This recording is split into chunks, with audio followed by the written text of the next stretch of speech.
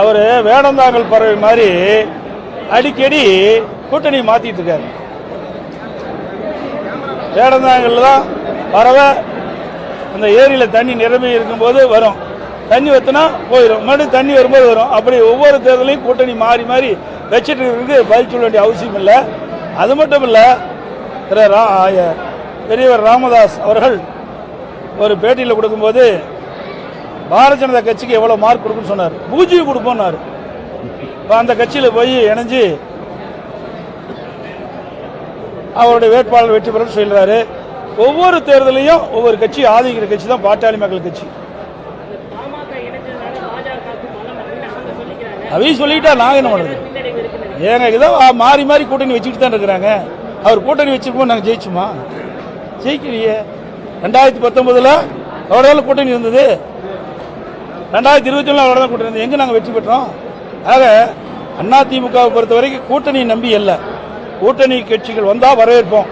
அதே நேரத்தில் கூட்டணி கட்சி வரலாலும் எங்களுடைய சொந்த பலத்தில் நிறைய திட்டங்களை நாட்டு மக்களுக்கு செஞ்சிருக்கிறோம். 50 ஆண்டு காலத்துக்கு மேலாக என்னுடைய கட்சி துவங்கப்பட்டு பொன் விழா கண்ட கட்சி, 30 ஆண்டு காலம் ஆட்சி புரிந்த கட்சி. அதிமுக ஆட்சி காலத்தில் தான் தமிழ்நாடு ஏற்றம் பெற்றது, உயர்ந்த நிலைக்கு வந்தது. இந்தியாவிலேயே இன்னைக்கு முதன்மை மாநிலமாக விளங்குவதற்கு அடித்தளம் வழங்கியது அதிமுக கட்சி. அதனால் அதிமுக அரசாங்கம். அதனால கூட்டணி நம்பி தான் நாங்கள் கட்சி நடத்தலை. அதாவது அதில் இருக்கிற நிலைமையை அறிஞ்சு தான் புரியும் சொல்ல முடியும். அதில் ஊழல் நடந்ததா இல்லையா அது நமக்கு எப்படி தெரியும்? அது வேறொரு மாநிலம். அந்த மாநிலத்தில் என்ன நடந்தது என்று முழு விவரம் தெரியாத எந்த கருத்து சொல்ல முடியாது. நாளைக்கு ஏதாவது ஒரு கருத்து சொல்லி அவர் ஏதாவது அங்கே ஏதாவது ஒரு தவறுகள் நடந்திருந்தாலோ இல்லையோ, தவறு நடந்திருந்தா தவறு, தவறு நடக்கலைன்னா தப்பு, அரெஸ்ட் பண்ணுங்க.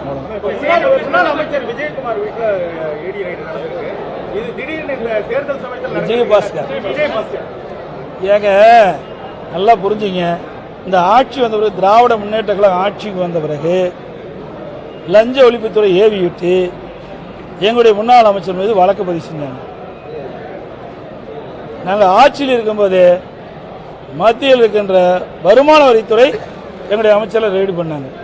இன்னைக்கு ஒன்றும் புதுசாக வரல. இந்த விழியா திமுக அரசு பதியப்பட்ட வழக்கின் அடிப்படையில் தான் இன்றைய தினம் இந்த ஈடி வந்திருக்குது, வேற ஒன்றும் இல்லை. இதுக்கு காரணம் திமுக தான்.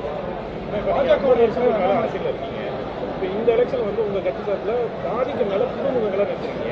களம் எப்படி இருக்கும்? நீங்க என்ன மாதிரி ஸ்ட்ராட்டஜி பண்ணணும்? ஏங்க இப்ப நான் கூட புதுமுகா தான் நின்ன போது 33 வயசுல. ஆமாங்க, புதுமுகம்னா தான் வெளியில் வர முடியும். இப்போ நான் நிற்கும் போது புதுமுகம் தானே. எனக்கு முன்னால் பல பேர் இருந்தாங்களே, என்னோட சீனியர் பல பேர் இருந்தாங்க. அப்போ எனக்கு அந்த வாய்ப்பு கொடுத்தாங்க. அப்படி ஒவ்வொரு கட்சியிலும் அந்தந்த நிலைப்பாடு உண்டு. புதிய புதிய வேட்பாளர் அறிமுகம் செய்கின்ற பொழுது அந்த கட்சி வளர்ச்சி அடையும், மக்கள் எதிர்பார்க்குறாங்க. அந்த அடிப்படையில் எங்களுடைய தலைமை ஆட்சி மன்ற குழு வேட்பாளர் தேர்வு செஞ்சு அறிவிச்சிருக்கு.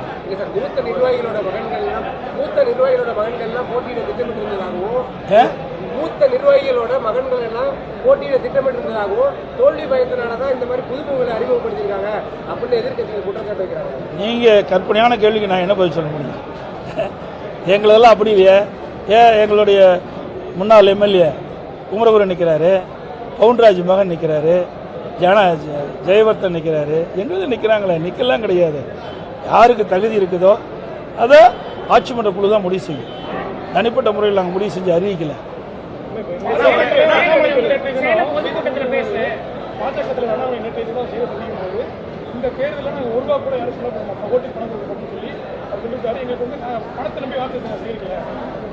ஊடகம் பத்திரிகை நம்மளாம் பிடிங்க, முன்னாடியே போய் பாருங்க.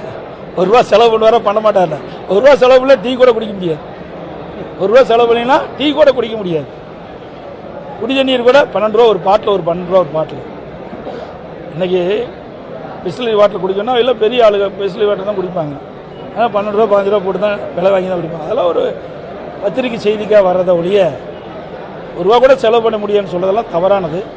அரசியல் சூழ்நிலைக்கு ஏற்றவாறு அந்தந்த கட்சி அந்த தகுதிக்கு ஏற்றவாறு செலவு செய்வாங்க, தேர்தல் செலவு.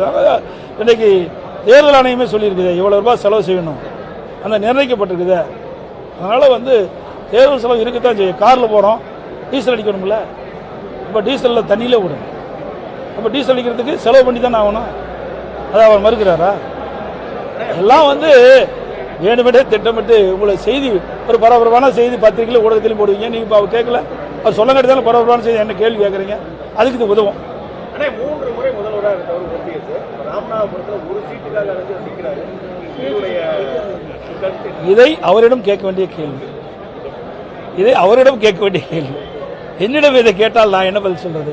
சேலம் பொதுக்கூட்டத்தில் பிரதமர் பேசும்போது அடுத்த 5 ஆண்டு காலம் தமிழ்நாட்டுக்கு ரொம்ப முக்கியமானது, ஊழலை தடுக்கிறதுல கடுமையான நடவடிக்கை எடுக்கும், பிற அரசியல் கட்சிகளுக்கு மிரட்டல் எடுக்கும் வகையில் பேசியிருக்காங்க. பிற கட்சி கிடையாது, ஆளுகின்ற கட்சிக்கு தான் சொல்லுங்க. பிற கட்சி ஆளுது. இங்க யார் ஆளுறாங்க? ஒட்டுமொத்த தமிழ் ஆளுகின்ற கட்சி தானே சொல்ல முடியும். ஆளாத கட்சி எப்படி சொல்ல முடியும்? ஆளுகின்ற கட்சி குறிப்பிட்டு சொல்றாங்க. இந்த ஆட்சி விடியா திமுக அரசு ஆட்சிக்கு வந்த பிறகு கடந்த 3 ஆண்டுகளில் கடுமையான ஊழல், எங்க பார்த்தாலும் ஊழல், ஊழல் இல்லாத இடமே கிடையாது.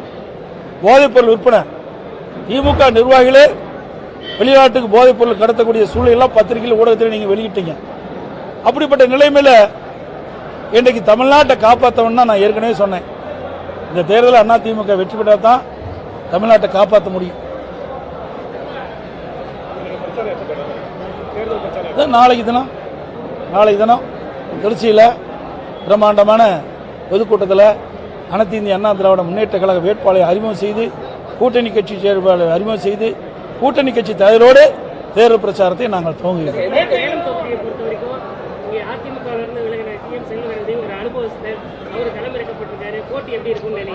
என்ன அனுபவிச்சார்? கட்சி மாறி அனுபவிச்சார்.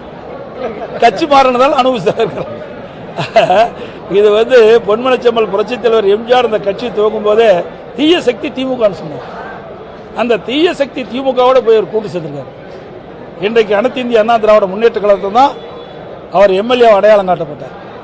அனைத்து இந்திய அண்ணா திராவிட முன்னேற்ற கழக தொண்டர்கள் நிர்வாகிகள் இரவென்றும் பகலென்றும் பாராமல் ரத்தத்தை வியர்வையாக சிந்தி அம்மாவுடைய ஆணை ஏற்று, தலைமை கழகத்துடைய ஆணை ஏற்று திருச்செங்கோட்டில் உழைச்சி அவரை வெற்றி பெற செய்து அமைச்சராக்கினாங்க. அதுக்கு பிறகு நாடாளுமன்ற உறுப்பினராக்கினாங்க. எனவே இந்த கட்சிக்கு மிகப்பெரிய துரோகம் செஞ்சிட இந்த துரோக செயலுக்கு நம்முடைய சேலம் மாவட்ட மக்கள், சேலம் நாடாளுமன்ற தோல்விக்கின்ற வாக்காளர் மக்கள் தகுந்த தண்டனை அவருக்கு வழங்குவார்கள். அந்த தண்டனை தோல்வி. நன்றி, வணக்கம்.